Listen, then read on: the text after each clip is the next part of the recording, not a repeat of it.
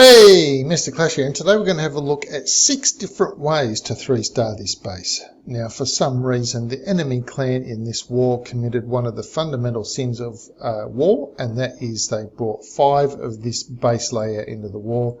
Each of them had a giant bomb in these little pockets and a Tesla.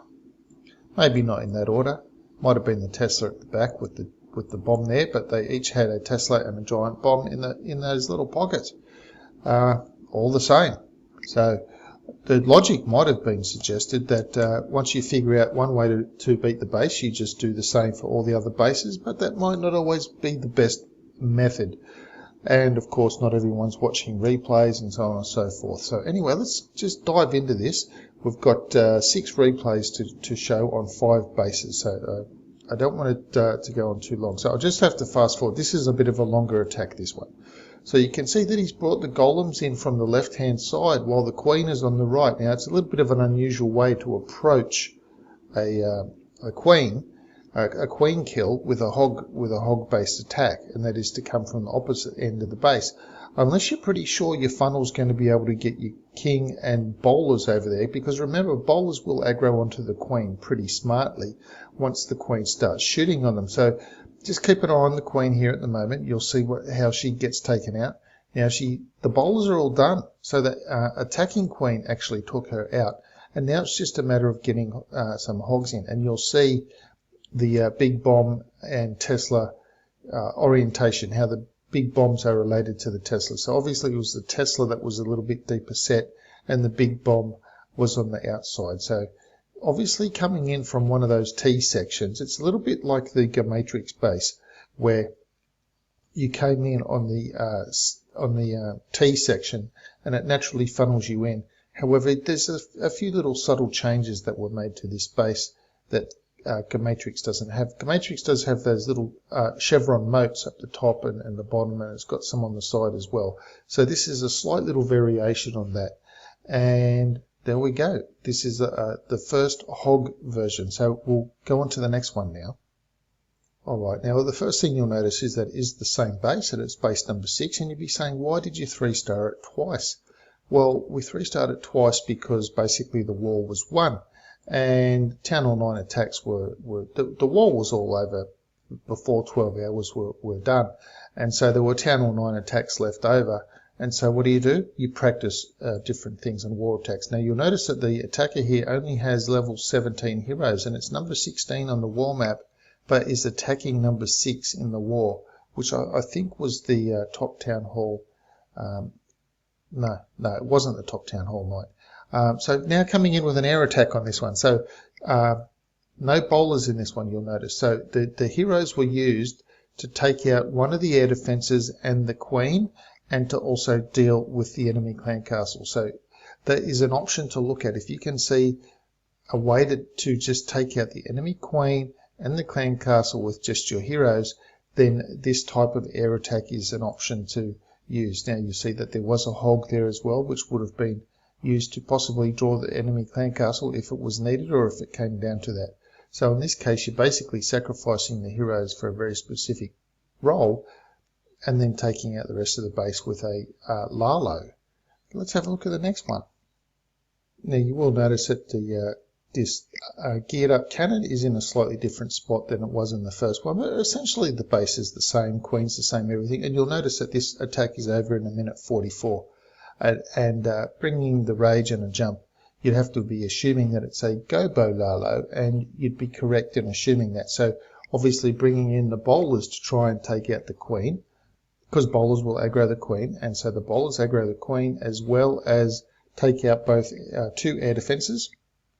Then if they can get into the core very well, then they'll also rip out both sweepers, essentially rendering this base quite open. Now I've just sped that up a little bit so that we can get through all of the attacks in a reasonable amount of time. So coming in with the air portion of the attack now, Lava Hounds coming in on the first air defence and then deploying the balloons going anti-clockwise, some balloons on each of their defences. Now obviously with the slight little changes of the balloons, then you need a slight little difference in deployment method.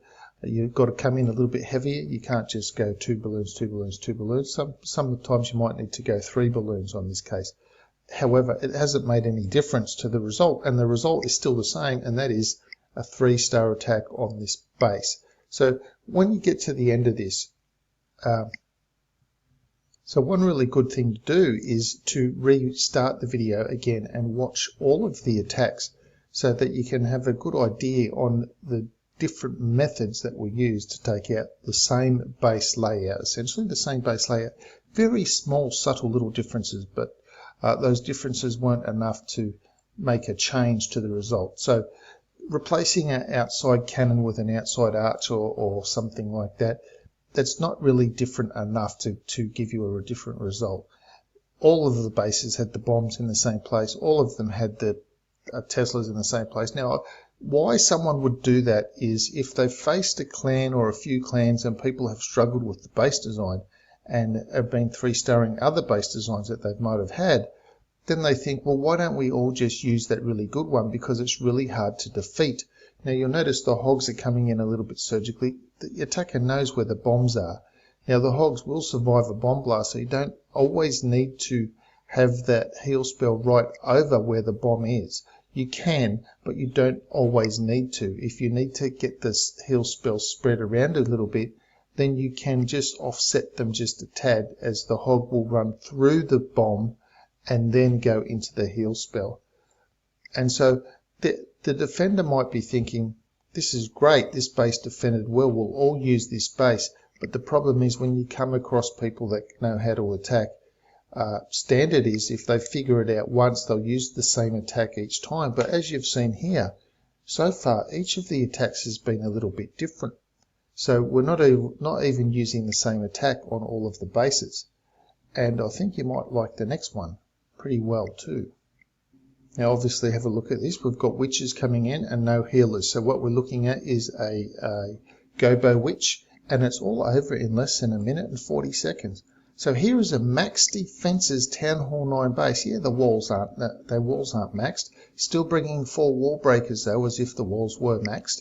So here we've got a max defenses Town Hall 9 base getting wiped out in less than 1 minute and 40 seconds just by this little strategy, the Gobo witch. And there is a video that I'm putting out on Gobo witch, so I'll be cross-linking them together. So at some point there will be a link here in this video to go to the Gobo witch field, or just go to the channel and search in Gobo Wee Wee in the search bar of the channel, and you'll find a little bit of an introduction guide into using Gobo Wee Wee as an attack strategy at Town Hall 9. Obviously, it's a viable sort of a thing. It can wipe out a base in less than around just a little bit over 1.5 minutes. So that's obviously a pretty viable attack strategy. We'll just speed this up, even though I don't need to, because it's 1.5 minutes, and we do have a little bit of time up our sleeves. But you can just see that even with witches or no healers or things like that, the witches are just a little bit too powerful to deal with, especially at Town Hall 9. Now let's go on and have a look at the last attack on this base layout. Okay, so the first thing that you will notice about this base is that it is a Town Hall 10 and it is sitting at position number 17. Now you've just seen there are a whole bunch of Town Hall 9s above it, but here we've got a Town Hall 10 sitting at this position. So the clan obviously is trying to do a little bit of engineering sort of work going on. Bit of a Town Hall 10 down here, can start cleaning up some stuff. It's basically a bullying account. It's not this account is not designed to hit Town Hall 10s at all. It's designed to wipe out Town Hall 9s. Now have a look at the true hero levels of the person attacking, and you'll see that they are pretty low. Level 10 heroes only, and coming in with a hog based attack, rage spell would indicate that we're probably going to have bowlers in the clan castle, and that would be correct. Now notice how he's placed the funnel. He's got the golem down and then placed 3 wizards, and it'll be the same for the next golem that comes down. Golem and then the 3 wizards immediately. Over on the right hand side you'll see the 3 wizards come down. So we've got the golem and the 3 wizards, then golem and 3 wizards. Now notice the wall breakers. The golem on the right hand side is distracting the wizard, and the wall breakers are sent to the left. That's because if the wall breakers go anywhere near the wizard, there's a very good chance that they will die to the splash damage that the wizard does. So even though the wizard would be shooting the golem, the bowlers would, the wall breakers would get in the way, and then they would perish due to splash damage. But that doesn't happen with archer towers. And so if you can have a golem shoot your wizard and then send wall breakers away from the wizard, that's how you can deal with that to get that in. So now got nice surgical hog deployment coming in here. Expos are only low. The whole base is really only a low level base. But remember, the attacker's only got low level heroes. So when people asked me about attacking certain bases with certain things, the number one answer always is attack bases that match your hero strength. Now you'll notice that the defender had low heroes, the attacker has low heroes. Don't go attacking a max Town Hall 9 base if you've only got 10 heroes. Attack a base similar to this, and that is a base that's not fully developed and doesn't have all max weapons. It doesn't need to have Town Hall 7 weapons like some of the ones that are here, but even if it has Town Hall 8 weapons, it's still a harder thing to attack than a Town Hall 8 because there are more of them, and then you've got the Expo, and then you've got a Queen to deal with as well, so that it makes it infinitely harder for a Town Hall 8 to attack something like this.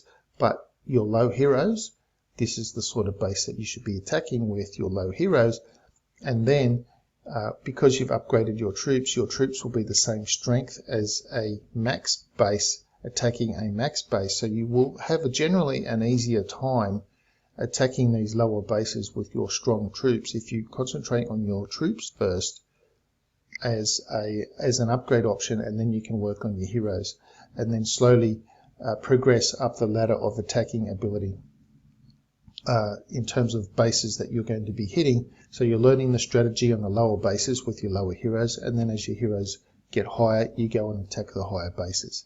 So anyway, that's it for today's video. That is 6 ways to attack this base. Now, even though there were 3 go bohos in this attack, they were essentially all coming at the base from different directions. So they weren't all just the same copycat approach. They were all the same. They might have been the same troop combinations or very similar, but they did approach the base from a different direction. So that essentially makes it kind of like a little bit of a different attack. And of course, the fastest one being the Gobo Wee Wee attack as well. Now, the question, seeing as we've got all this stuff about bases that are the same, and maybe bases should have been different, sort of thing like that. So the question is going to sort of be related to that, and that is, what is the difference between a hippo, that's the animal, what is the difference between a hippo and a zippo? Well, of course, the hippo weighs a lot and is really, really heavy, and the zippo is a little lighter. Anyway, that's it for today's stupid corny joke. Thanks for sticking around. I do appreciate it. Please leave a comment. Let me know what you thought of the attacks, or how you might have even gone to approach it yourself, or if you want to ask any questions about the troop combinations that were used, or how to decide which troop combinations you can use. There was, obviously, I didn't speak to all of the attackers, but they've all come up with their own reasons why they wanted to do it that way. Please subscribe to the channel if you haven't already, and I'll see you in the next video.